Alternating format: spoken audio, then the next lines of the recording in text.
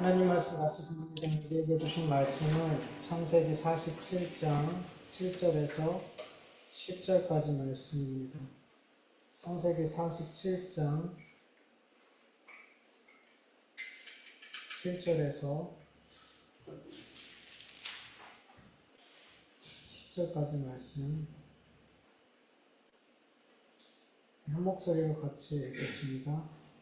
요셉이 자기의 아버지 야곱을 인도하여 바로 앞에 서게 하니 야곱이 바로에게 축복하니 바로가 야곱에게 묻되 네 나이가 얼마냐? 야곱이 바로에게 아뢰되 내 나그네 세월이 130년이니이다.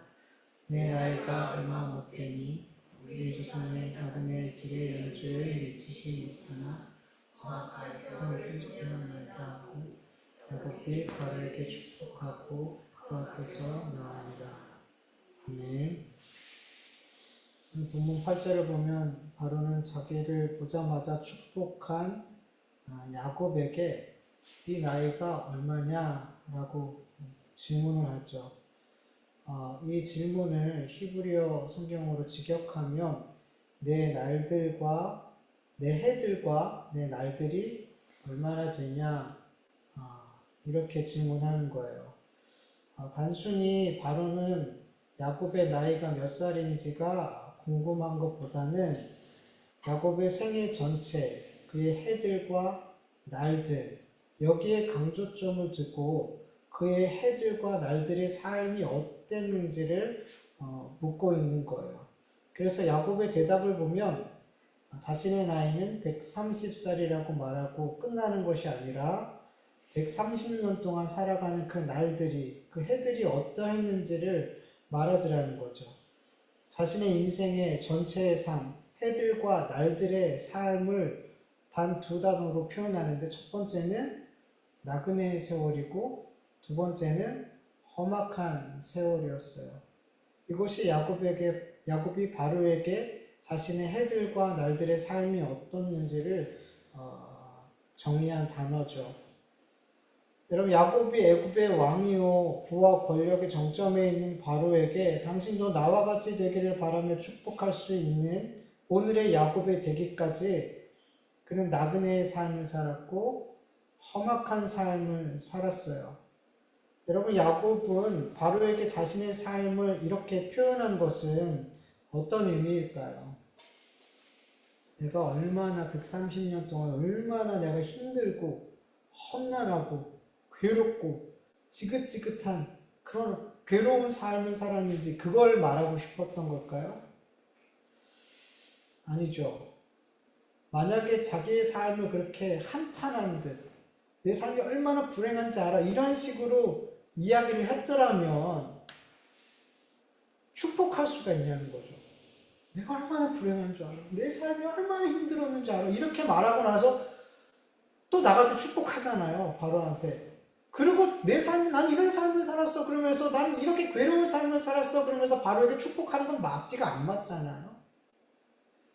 그래서 바로한테 내가 나그네 세월 험악한 세월을 살았다는 건 그런 의미에서 말하는 것이 아니라 자신의 평생의 삶이 바로 하나님께서 나에게 주신 복된 삶이라는 것을 당신에게 축복할 수 있는 그런 복된 삶이라는 것을 바로에게 말하고 싶었던 거죠.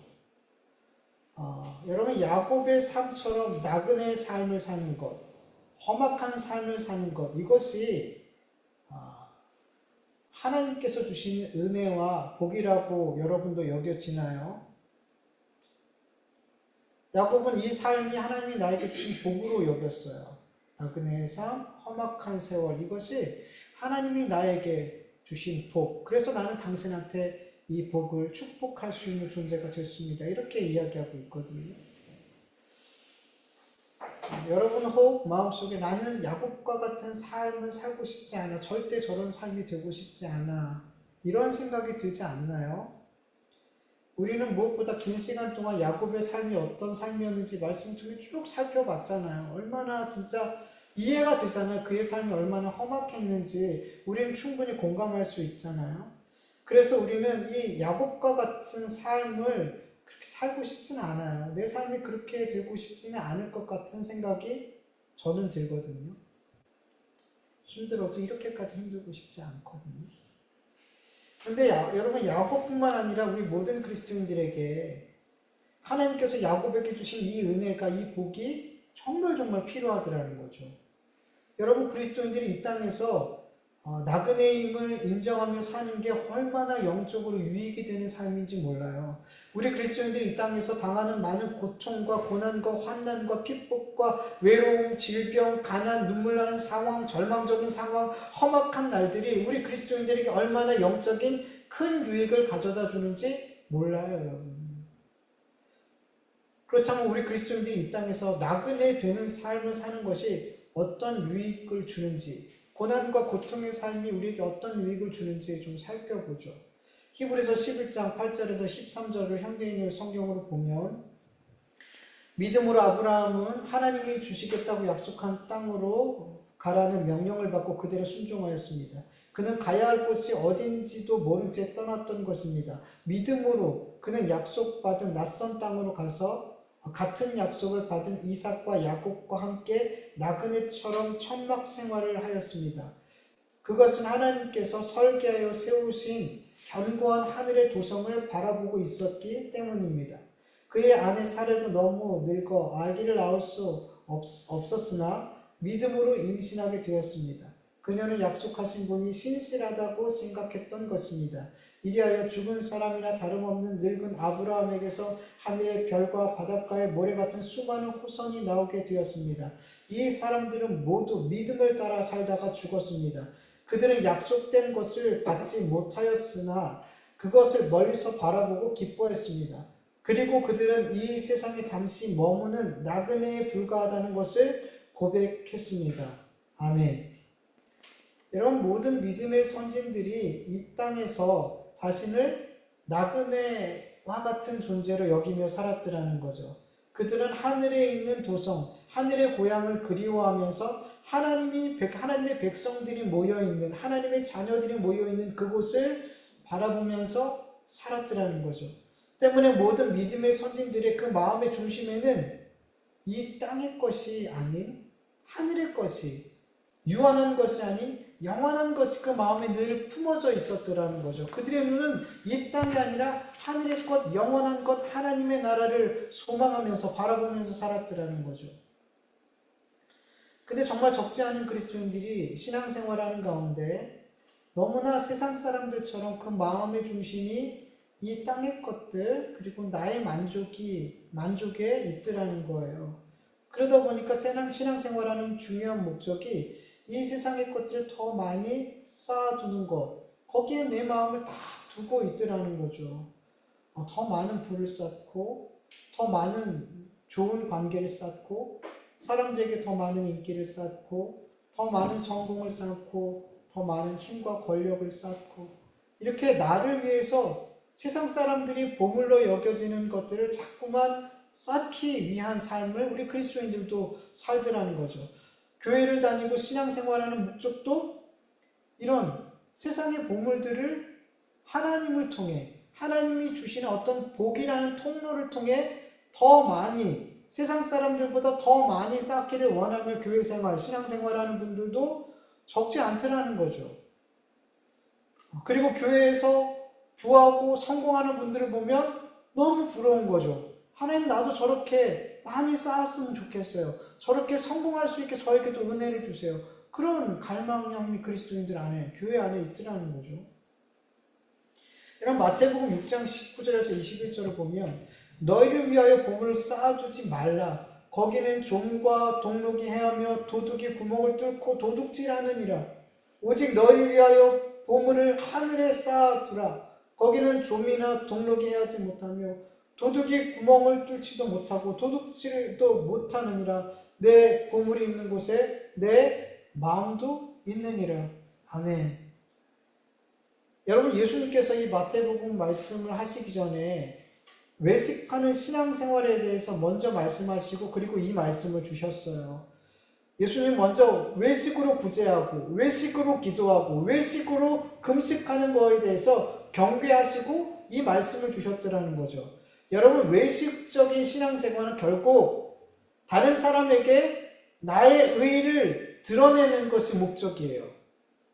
나를 다른 사람에게 잘 보이게 하고 다른 사람에게 칭찬받고 인정받고 다른 사람에게 영광받는 것이 목적이에요. 결국엔 나의 만족을 위해서 신앙생활을 하더라는 거죠. 나의 만족을 위해서 신앙생활하는 자들이 바로 이 땅에 보물을 쌓는 자들이고 이 땅의 것들에 마음을 두는 자들이라고 말씀하고 있는 거예요. 더 많은 물질과 성공과 인기와 관계의 힘을 쌓으며 더 만족스러운 삶을 이 땅에서 누리기 위해서 계속해서 그렇게 하나님 앞에 외식하면서 신앙생활하는 사람들이 참 많더라는 거죠. 그리고 이러한 삶을 사는 자들은 정말 이 땅의 삶 그 뒤에 있는 그 영원한 것들에 대해서 사실은 별로 관심이 없어요. 여러분, 이 땅에 마음을 두고 사는 사람들, 이 땅에 보물을 두고 이 땅에 있는 것들을 보물로 삼고 이 땅에 마음을 두고 사는 사람들은 이 땅 뒤에 있는 이 세상의 삶이 끝난 그 이후에 영원한 것들에 별로 마음을 두고 살지 않아요, 여러분. 여러분, 우리의 마음은 되게 단순해요. 이 땅의 것에 소망을 두잖아요. 그럼 우리는 영원한 것, 하늘의 것, 보이지 않는 것에 소원 두지 않아요. 거기에 관심 두지 않아요. 그런데 하늘의 것, 영원한 것, 하나님께서 주신 그런 것들에 우리가 정말 소망을 두고 거기에 관심을 두잖아요. 그럼 여러분, 이 땅의 것들에 별 관심을 두지 않아요, 여러분. 예찬이가 핸드폰이 망가졌어요. 핸드폰이 망가졌었는데 예찬이의 모든 관심이 지금 어디 있는지 아세요? 새로운 핸드폰을 어떤 거에 살지 온통 다른 것들이 생각이 안 나요. 그냥 온통 마음이 내가 지금 핸드폰을 사야 되는데 어떤 걸 사야 될까? 거기에 모든 관심이 집중돼서 거기로 그걸로 핸드폰 어떤 게 좋은지 그거 알아보고 있고 계속 거기에 몰두하고 있는 거예요. 마음이 온통 거기에 있는 거예요. 여러분, 우리의 마음이 어떤 거에 탁 쏠리잖아요. 그러면 거기에 집중돼요. 여러분, 연애해 봤잖아요. 누군가 탁 처음에 사랑하고 누군가를 만나게 됐을 때 하나님도 안 보여요. 정말 그 사람만 보이죠. 그게 좀 정리가 돼야지 이제 다른 것들이 보이기 시작하는 거죠. 그러니까 우리 마음이 되게 단순해요. 우리가 어디에 마음을 두고 있느냐에 따라서 우리의 생각과 삶과 방향이 너무나 분명해진단 말이죠. 우리가 이 땅의 것에 마음을 두고 이 땅의 보물, 이 땅의 것에, 이 세상의 보물들에 마음을 쏟고 있으면 여러분이 하늘의 것 잘 안 보인단 말이에요. 안 보여요, 여러분. 근데 정말 영원한 것, 하늘의 것, 하나님께서 주신 것들에 우리가 마음을 두잖아요. 그러면 이 땅의 것들에 대해서 그렇게 큰 마음이 그렇게 요동치지 않아요. 이 땅의 것들, 이 땅의 보물들, 사람들이 환장하고 미쳐버리는 이 땅에 아무리 귀한 보물처럼 보여도 거기에 마음이 흔들리지 않는단 말이죠. 우리의 마음이 정해져 있으니까. 우리의 마음이 하늘에 있으니까. 하나님께 있으니까. 영적인 것들과 영원한 것들이 있으니까. 근데 우리 그리스도인들이 이 세상의 보물들의 마음이 막 쏠려 있어요. 무엇을 먹을까, 무엇을 마실까, 무엇을 입을까, 어떻게 성공할까, 어떻게 하면 더 아름다워질까, 어떻게 하면 더 사람들에게 인기 있을까, 어떻게 하면 더 승진할까, 어떻게 하면 더 좋은 회사 갈까.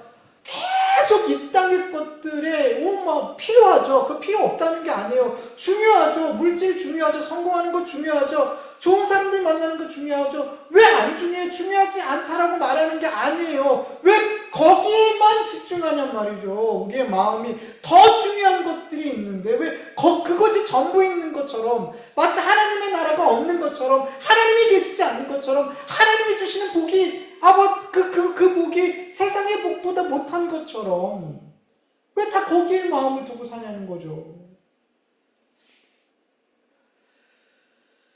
여러분, 고린도전서 15장 9절을 보면 만일 그리스도 안에서 우리가 바라는 것이 다만 이 세상에 살 뿐이면 모든 사람들 가운데 우리가 더욱 불쌍한 자다. 아니, 가장 불쌍한 자다. 우리가 예수님을 믿고 살아가는 게 이 세상에서 사람들이 바라는 그 복 받는 게 신앙생활의 중심이고 핵심이고 전부이라면 우리는 세상에서 가장 불쌍한 사람이에요. 가장 불쌍한 사람. 그게 아니라는 거예요. 우리 그리스도인들이 신앙생활하는 목적이 그게 아니라는 거예요. 이 땅의 보물을 하나님 앞에 얻기 위해서 하나님께서 이 세상의 복들을 나에게 더 많이 주셨으면 좋겠어요. 그런 마음으로 신앙생활한다면 우리는 이 세상에서 가장 불쌍한 사람이래요. 아니라는 거죠. 우리의 마음을 거기에 두지 말아야 된다는 거죠. 잘못하면 우리 신앙생활에서 우리 인생은 가장 불쌍한 인생을 살아갈 수 있단 말이에요. 신앙생활하면서. 우리가 마음을 이 땅에 두며 살 때, 이 세상의 보물을 두며 살아갈 때 우리는 가장 비참한 인생을 살게 될 줄 믿습니다. 근데 하나님 우리를 그렇게 부르지 않으셨단 말이죠. 가장 비참한 인생을 살라고 부른 게 아니란 말이에요. 여러분 간절히 원합니다. 우리의 마음이 어디 있어야 돼요? 하늘에 있어야 돼요. 영원한 곳에 있어야 돼요. 생명이 있는 곳에 우리의 마음이 거기 있어야 돼요. 우리가 그렇게 영원한 것, 하나님의 것, 하나님 주신 것들 그런 것에 마음을 두고 살아갈 때 우리는 이 땅이 영원하고 전부인 것처럼 살지 않게 되죠.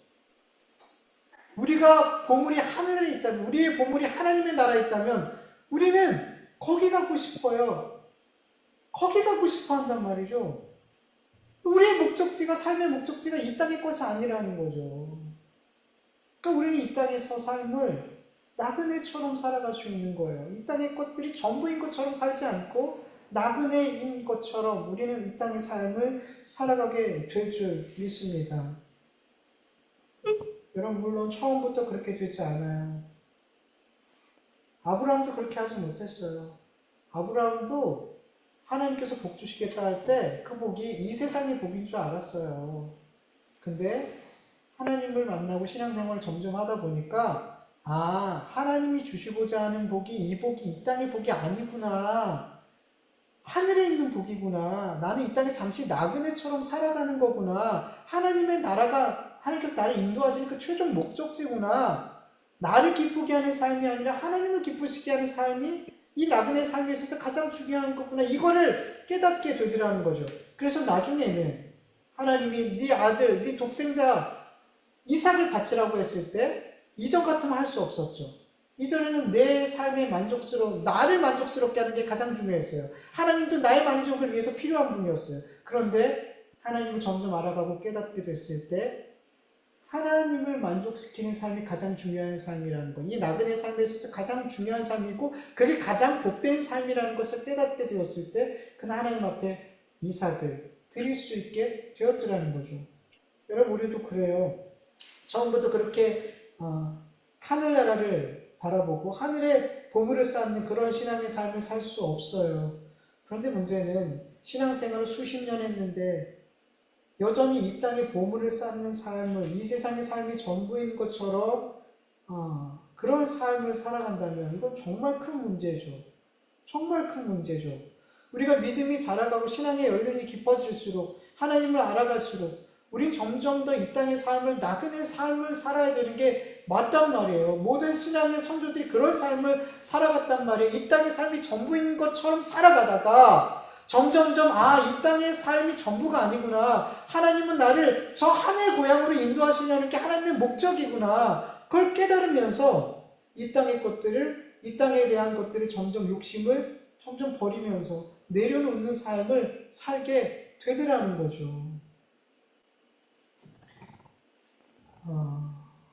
우리의 삶이 나그네 삶이 되기를 간절히 원합니다. 점점 그렇게 되어지길 간절히 원합니다. 그리고 우리가 한 가지 기억할 것은 내가 나그네의 삶을 살고 저 하늘의 보물을 쌓고 하나님의 나라를 바라보면서 그 하나님의 내가 돌아가야 될 그 땅을, 그 영원한 땅을 향해서 우리가 살아가는 삶이라는 것을 깨닫게 되었을 때 그러면 이 땅의 삶은 아무것도 아닌가요? 그냥 이 땅의 삶은 소홀히 하고 대충 살아도 되는 걸까요? 나는 하늘나라 가니까 이 땅의 삶은 나그네 삶이니까 그냥 대충 잘 보내다가 잘 그냥 잘 지나가다가 하늘나라 가면 되지. 그냥 이 땅에 대충 살다가 가면 되지. 이런 마음 갖고 살면 될까요? 절대 안 되죠. 절대 안 돼요.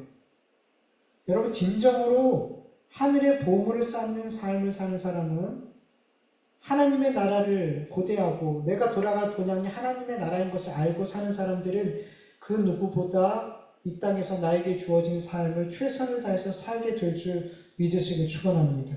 여러분, 제가 만난 신실한 성도님들 가운데 이 땅의 삶을 대충 사는 분들 하나도 없어요. 그런 분들 정말 하나님의 나라를 고대하면서 마치 진짜 이 땅의 삶을 나그네처럼 살아가는 분들이 있어요. 그런 분들 제가 종종 만나요. 근데 그분들 삶 중에 한 사람도 이 땅의 삶을 대충 사시는 분 없단 말이에요. 정말 열심히 주의 말씀에 순종하고 정말 자기의 삶에 치열하게 살더란 말이에요. 안 믿고 안 먹고 아끼면서 선교비 보내고 교회에서 헌신하고 봉사하고 주어진 일에 열심히 살더라는 거죠. 힘든 가정 지켜내며 어떻게든 지켜내며 그 가정을 지켜내고 정말 자기를 갈아 넣으면서 살더라는 거예요. 그렇게 열심히 자기에게 주어진 삶에 최선을 다하는 그분들의 삶 속에 정말 본향 그 하늘나라를 바라보며 고대하며 사시는 분들이 많더라는 거죠. 대충 살면서 하늘나라 가야지, 이런 분들 못 봤어요. 여러분, 이 땅에서 대충 살면서 그렇게 나 하늘나라 가야지, 난 그 나라 가야지 이렇게 고대하면서 말하는 분들 뻥이에요. 여러분, 다 거짓말이에요. 여러분, 정말 하늘나라를 고대하는 사람, 정말 이 땅에서 나그네로 사는 사람들은 이 땅에서 정말 주님께 순종하면서 치열하게 열심히 주어진 삶을 산다는 것을 여러분 믿으시기 간절히 축원합니다. 정말이에요. 여러분, 대충 살면서 그냥 뭐 나는 나그네니까, 이 땅에 살면 나그네니까 그렇게 하지 않았어요. 여러분, 성경에 보면은 주님 오실 날이 가까웠다고 일하지도 않고 일만 만드는 사람들이 있다 그러죠. 주님 곧 오시는데 뭐 그러면서 일도 안 해요. 그 일만 만드는 사람이 있어요. 경고하잖아요. 일하기 싫거든 먹지도 마. 너 열심히 일해서 다른 사람을 도와야 돼 임마. 주님이 곧 오신다고 했으니까 그냥 대충 살아야지. 아니라는 거죠. 여러분, 야곱의 삶이 대충의 삶이었어요?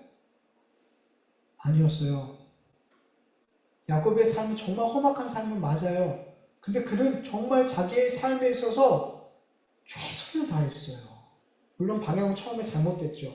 정말 나를 위해서, 복받기 위해서, 정말 자기를 위해서 최선을 다하는 삶을 살았죠. 나중에 그 삶이 방향이 좀 바르게 바뀌어갔지만 그는 대충 산 삶이 아니었어요. 정말 최선을 다하는 삶을 살았어요. 여러분, 그리스도인의 삶, 나그네의 삶이에요. 그런데 이 나그네의 삶은 대충 살지 않다는 거예요. 자기의 삶에, 주어진 삶에 하나님께 맡겨진 그 사명에 최선을 다하더라는 거죠. 그런 사람들이 진실로 나그네의 삶을 살 수 있고 하늘 본향을 간절히 바라보는 그 마음이, 그 믿음이 그 속에서 일어나게 됨을 믿으시길 축원합니다. 그리고 여러분, 하늘의 보화는 어디서 쌓는 거예요? 죽어서 쌓아요? 이 땅에서 쌓는 거예요. 물론 하늘의 보화를 쌓는다고 해서 하늘나라 갔을 때 너는 80평짜리 집에서 살고 너는 10평짜리에서 반지에서 살고 이런 건 아니죠. 그런 의미는 아니지만 중요한 건 하늘에서 보화를 쌓는 거는 여러분 이 땅에서 쌓는 거예요. 그래서 그리스도인의 삶은 나그네의 삶이지만 최선을 다하는 삶이라는 것을 믿으시길 축원합니다. 네. 그리고 우리 그리스도인들이 이 땅에서 당하게 되는 고통, 고난, 환난, 핍박, 질병, 가난, 절망적인 상황, 험악한 날들, 이것들이 우리에게 분명 유익을 가져다 줌을 믿으시길 축원합니다. 시편 119편 71절을 보면 고난당하는 것이 내게 유익이라, 고난당하는 것이 내게 유익이라, 이로 말미암아 내가 주의 율례들을 배우게 되었다. 여러분, 성경은 등 따시고 잘 먹고 잘 살고 안전하고 성공하고 높은 권세와 힘을 얻을 때 이게 내게 유익이다 라고 말하지 않더라는 거죠. 고난당하는 것이 우리에게 유익이다. 왜냐하면 그 시간들, 그 고난들, 그 사건들을 통해 주의 율례들을, 주님의 말씀을 배운다는 것은 주님을 배운다는 거나 마찬가지예요. 주님이 어떤 분인지, 주님의 말씀의 그 뜻과 그 계획이 어떤 것인지 그것들을 배우게 되더라는 거죠. 여러분, 죄인된 인간들은 잘 먹고 잘 살고 등 따시고 안전하고 부유하고 성공하면 하나님께서 나에게 베푸신 은혜와 사랑과 치유하심과 보살핌, 이 모든 은혜들을 다 기억하고 감사하면서 살게 하여, 아니면 금방 까먹고 살까요? 까먹고 살아요. 지금 내 이 만족스러운 삶, 이 삶을 마치 내 힘으로 만들어낸 것처럼 교만한 마음을 먹고 살더라는 거죠. 문제를 만나고 고난을 만날 때 내가 가지고 있는 이 힘으로 이 문제들을 해결하려고 하더라는 거죠. 나에게 이 힘이 없었을 때는 하나님 앞에 매달렸는데, 나에게 이 물질이 없을 때는 하나님께 부르짖었는데, 이제는 나에게 물질이 있고 힘이 있으니까 하나님께 부르짖지 않아요. 하나님께 기도하지 않아요. 그게 우리들이라니까. 신명기 8장 12절에서 18절. 내가 먹어서 배부르고 아름다운 집을 짓고 거주하게 되며 또 내 소와 양이 번성하며 내 은금이 증식되며 내 소유가 다 풍성하게 될 때 내 마음이 교만하여 내 하나님 여호와를 잊어버릴까 염려하노라.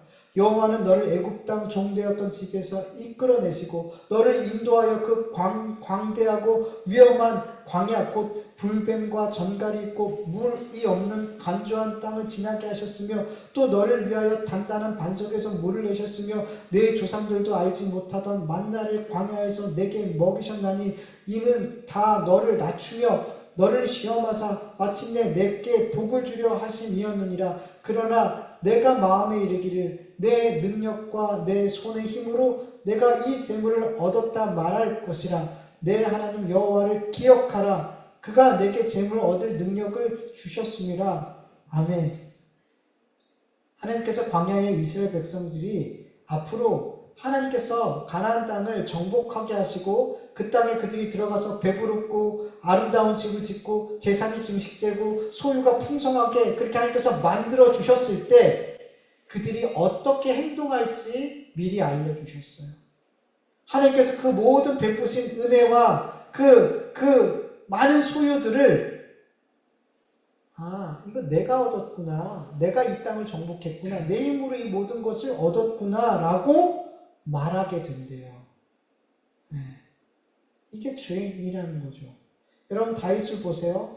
사울 왕에게 쫓겨다니면서 날마다 생명의 위협을 받고 고난과 그렇게 핍박을 받으면서 살아갈 때 다윗이 영적으로 얼마나 하나님 앞에 깨어있는지 몰라요. 뭐 하나 할 때마다 하나님 앞에 물어요. 하나님 가야 돼요? 말아야 돼요? 하나님 떠나야 돼요? 여기 머물러야 돼요? 죽여야 돼요? 살려야 돼요? 정말 하나님 앞에 늘 묻는 삶을 살고 하나님의 뜻에 순종하는 삶을 살았단 말이죠. 그런데 하나님께서 그를 왕으로 세우시고 다윗을 대적할 나라가 주변에 없게끔 강한 나라를 만드셨을 때 그는 충복 우리아의 아내 바세바를 취하고 그 바세바의 남편 우리아를 전쟁에서 죽게 만들었고 이것을 죄로 인정하지 않았어요. 하나님이 알려주시기까지 이 엄청난 죄를 짓고도 이걸 죄로 인정하지 않았더라는 거죠. 이게 우리라니까요. 이게 다윗과 얼마나 훌륭한 사람이에요. 얼마나 존경할 만한 사람이에요. 신앙의 선배예요. 그런데 다윗이 그렇게 괴롭고 힘든 고통의 시간을 보낼 때와 모든 것이 다 완벽해서 더 이상 뭐 바랄 것이 없는 상황이 됐을 때 그의 모습과 얼마나 다르냔 말이죠.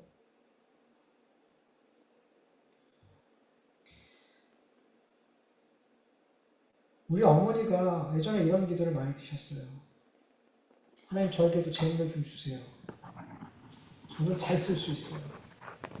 하나님 저에게 재물을 주신다면 저는 이 재물을 잘 쓸 수 있어요. 이 기도를 꽤 오래 드리셨어요. 하나님이 주셨을까요? 안 주셨을까요? 주셨다면 제가 좀 제 삶이 조금 평안하지 않았을까요? 물질적으로. 안 주시더라고요. 그리고 그 영향이 저희한테도 그대로 왔죠. 안 주시더라고요. 하나님께 이제 어머니가 기도가 바뀌셨어요. 겸손해지셨죠. 하나님 저에게 재물 주셨다면 저는 제가 기도한 것처럼 그렇게 주를 위해서 이 물질을 못 쓰는 사람이군요 라고 어머니가 인정을 하셨어요. 근데 그 전에는 마음에 뭐가 있었어요? 자기의, 그리고 나는 할 수 있어. 저 사람은 못해. 저 사람 묻지 말고 큰일 나. 근데 하나님 나는 괜찮아요. 이게 뭐예요? 교만이에요. 나는 괜찮아요. 근데 하나님 그렇게 만들어 가시더라고요. 하나님 저도 똑같아요. 하나님 감사합니다. 저에게 물질 안 주신 게 얼마나 감사한지. 여러분 우리 그렇다니까요. 여러분 우리는 고난받을 때, 우리의 삶이 막막하고 힘겨울 때, 나를 도운 존재가 더 이상 없을 것 같은 그런 때에 우리는 정말 그 어떤 시기보다 하나님을 의지해요. 정말 의지해요. 하나님께 기도해요. 마음을 다해서, 전심을 다해서 기도해요.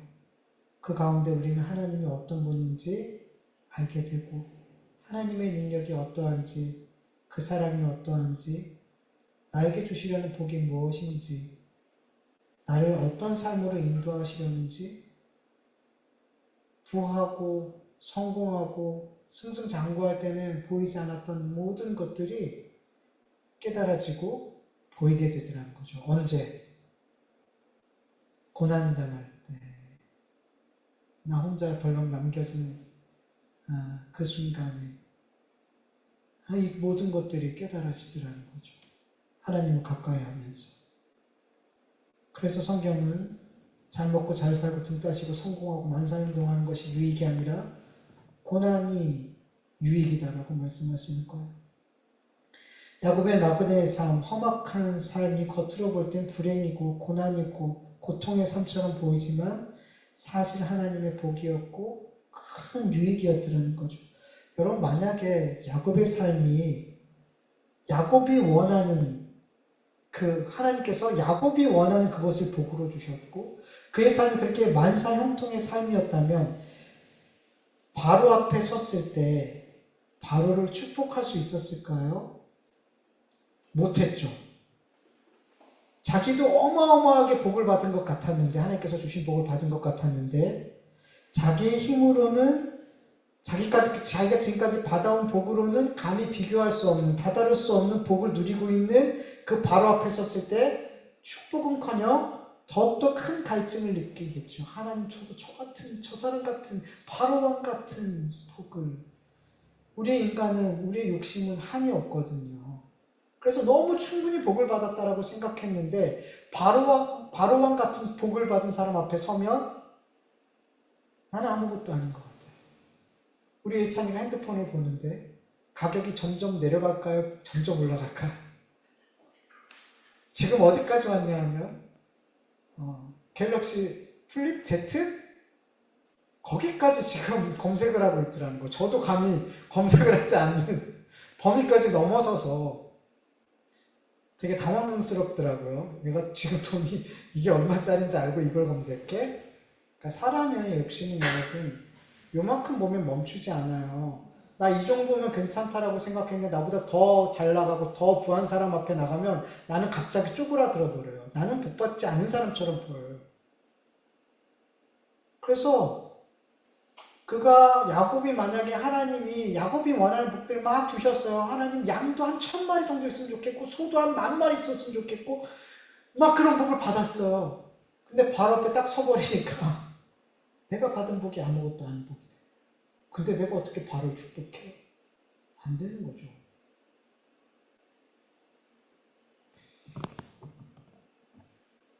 근데 하나님께서는 야곱의 삶을 고통과 고난과 험난한 삶으로 인도해 주심으로 말미암아 진짜 복이 뭔지 알게 하셨어요. 하나님이 어떤 분인지 알게 하셨고 하나님이 내 삶을 어떤 삶으로 인도하실지 나에게 영원한 것들에 대해서 그게 뭐 어떤 복인지를 깨닫게 해주셨어요. 그래서 바로 앞에 당당히 당신도 나와 같았으면 좋겠어요 라고 말할 수 있는, 그를 축복할 수 있는 존재가 되었더라는 거죠. 어떤 게 복이에요 여러분 도대체? 얼마나 많은 그리스도인들이 복에 대해서 잘못 알고 또 잘못 구하고 있냐는 거죠. 그럼 하나님께서는 야곱의 그 나그네 세월, 험악한 세월을 통해서 오늘과 같이 세상의 부와 권력의 정점에 있는 바로 왕에게도 축복할 수 있는 존재가 하나님께서 그렇게 만들어 내셨더라는 거죠. 그래서 이 야곱의 나그네 세월, 험악한 세월은 불행한 삶이 아니고요, 저주받은 삶이 아니라는 거죠. 야곱의 삶의 그 해들과 날들의 삶만을 본다면, 그 순간순간들을 본다면 너무 힘들고 너무 지긋지긋해 보이는 삶일 거라고 생각이 들어요. 그 순간순간의 삶만을 본다면. 그런데 그 순간순간들을 모아서 보게 될 때, 그 해들과 날들의 그 모든 시간들을 하나로 쭉 모아서 보게 되니까, 야곱에게 주신 그 해들과 날들이, 그 험악한 날들이 복이구나, 은혜구나 라는 것을 선명하게 볼 수 있게 되더라는 거죠. 여러분, 어떤 사람이 수천 개의 퍼즐을 맞추기 시작했어요. 그 그림을 아는 사람은 그 그림의 완성본은 그 사람만 알고 있어요. 옆에서 그 수천 개의 퍼즐을 맞추는 것을 옆에서 지켜보는 사람은 그 원래 그림을 몰라요. 그냥 그 사람의 퍼즐을 맞추는 것만 옆에서 보고 있어요. 근데 보는데 처음에는 모르죠. 이게 무슨 그림인지 모르죠. 근데 점점 맞추다 보니까 이 그림이 점점 보여지기 시작하는 거예요. 그리고 이 수천 개의 퍼즐이 다 맞춰졌을 때, 이 퍼즐이 이런 그림이구나 라고 정확하게 알게 되잖아요. 우리의 삶도 그렇더라는 거죠.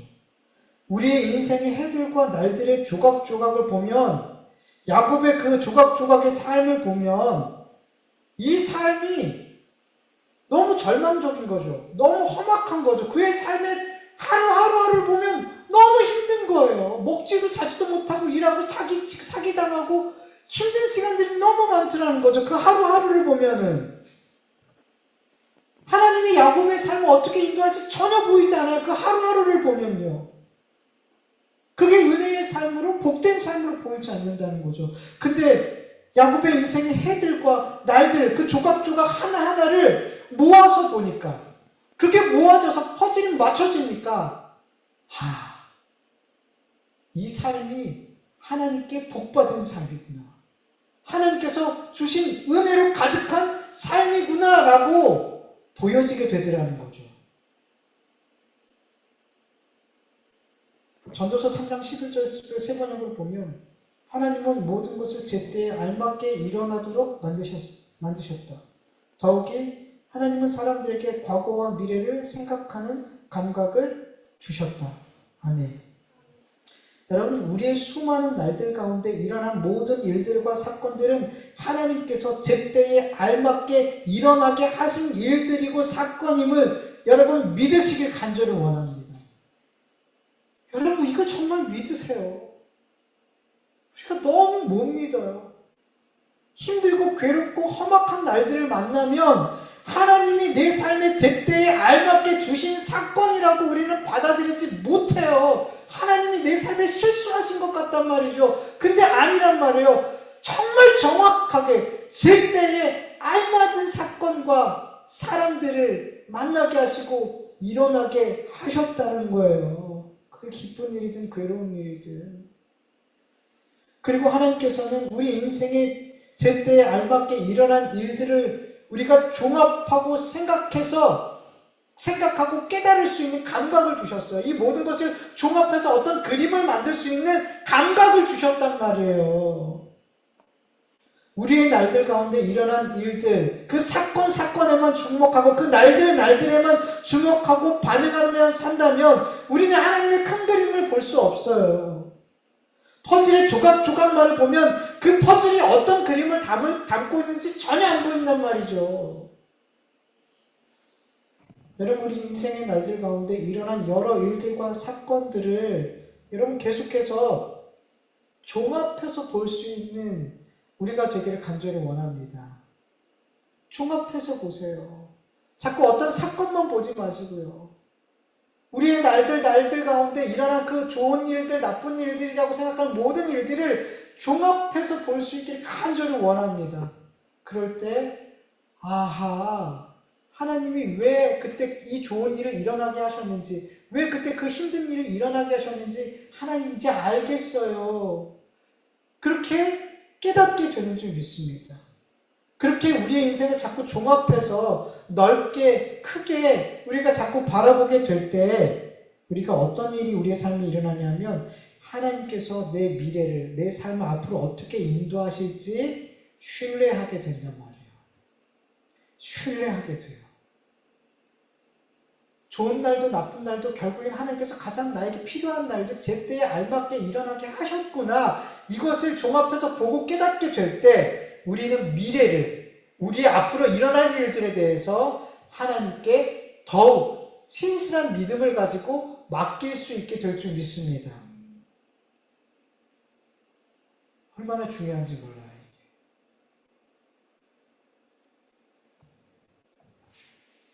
야곱은 험악한 날들을 보냈어요. 그의 세월들 하나하나 띄어 보면 너무 괴로운 삶이 너무 연속이었죠. 그 날들만을 보면 하나님의 뜻이 보이지 않아요. 하나님은 나 그냥 괴롭게 하시는 것 같아. 그러나 그 삶을 종합해 보니까 오늘 이렇게 내 삶이 이렇게 될 수 있는, 바로 앞에서 바로를 축복할 수 있는 삶이 되게 하신 이런 것들이 이해가 되는 거예요. 나를 이렇게 만드신 것들이었고, 나를 만들기 위해서 이런 나를 만들기 위한 것들이었구나라는 것들이 깨달아지는 줄 믿습니다. 여러분, 계속해서 여러분에게 그런 능력을 주셨어요. 여러분의 날들을 종합해서 하나님의 그림을 볼 수 있는 능력을 여러분에게 주셨음을 믿으시길 축원합니다. 그래서 계속 보세요. 종합해서 보세요. 그러면 우리는 우리의 삶을 더 하나님 앞에 기쁘게 맡겨드릴 수 있고, 어려운 일이 와도 감사합니다, 주님. 기쁜 일이 와도 교만하지 않고 하나님 감사합니다. 교만하지 않고 이 주신 것들을 주님을 위해서 잘 사용할 수 있게 해주세요. 그렇게 하나님 앞에 바른 신앙으로 계속 세워져 가게 될 줄 믿습니다. 같이 말씀을 기억하면서 잠시 기도드리죠.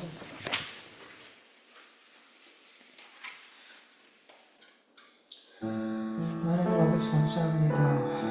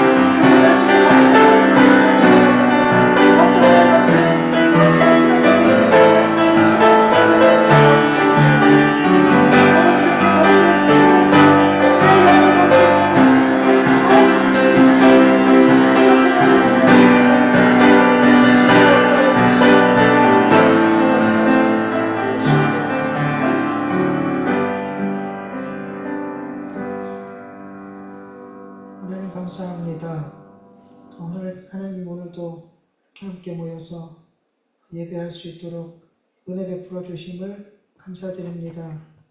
하나님께서 우리의 생명과 우리의 건강과 우리의 마음을 지켜주셔서 하나님 앞에 이렇게 예배 드릴 수 있는 것임을 믿습니다. 우리의 건강이 약해져도 우리 이 자리에 나올 수 없습니다. 우리의 영적으로 병들어도 우리 이 자리에 나올 수 없습니다. 하나님께서 우리 예배를 기쁘게 받으시기 위해서 우리를 불러주셨사오니 하나님 우리가 드린 찬송과 기도와 이 모든 예배를 예수 그리스도를 통하여 기쁘게 받아 주시옵소서. 우리의 예배의 삶이 여기서 멈추지 않고 항상 우리의 삶의 자리에서 하나님 앞에 계속해서 예배할 수 있는 우리 모두의 삶이 되어질 수 있도록 도와주시옵소서. 그래서 그렇게 되기 위해서 오늘 우리가 이 시간 들은 말씀들이 너무나 중요합니다. 하나님께서 우리에게 들려주신 이 말씀을 믿음과 결부시킬 수 있도록 도와주시옵소서. 그냥 흘려보내는 말씀, 이 시간 이 자리를 떠나면 다 잊혀지는 말씀 되지 않게 하여 주시옵시고 내 삶에서 이 말씀들이 살아 역사하고 운동력 있는 생명의 말씀이 되어서 내 삶의 자리에서 계속해서 하나님 앞에 순종의 예배를 드릴 수 있도록 도와주시옵소서. 오늘도 주님께 너무나 감사드리며 감사한 것이 너무나 많은데 감사하지 못하는 것들을 좀 용서하시고 하나님 정말로 하나님 앞에 더욱더 감사한 삶을 살기를 간절히 원합니다. 감사하기를 원합니다. 감사하기를 원합니다. 감사가 끊어지지 않도록 불평과 원망이 끊어지지 않는 삶이 아닌 감사가 끊어지지 않는 삶이 되어질 수 있도록 또 우리에게 은혜를 베풀어 주시옵소서. 감사함 예수님의 이름으로 기도드립니다. 아멘. 주님께서 가르쳐주신 예배 기도로 예배 마칩니다. 하늘에 계신 우리 아버지여 이름이 거룩히 여김을 받으시오며 나라의 마옵시오며 뜻이 하늘에서 이루어진 것 같이 땅에서도 이루어지이다. 오늘 우리에게 오늘 양식을 주옵시고 우리가 우리에게 죄진 자를 사하여 준 것 같이 우리 죄를 사하여 주옵시고 우리 시험에 들게 하지 마옵시고 다만 악에서 구하옵소서. 대개 나라와 권세와 영광이 아버지께 영원히 있사옵나이다. 아멘.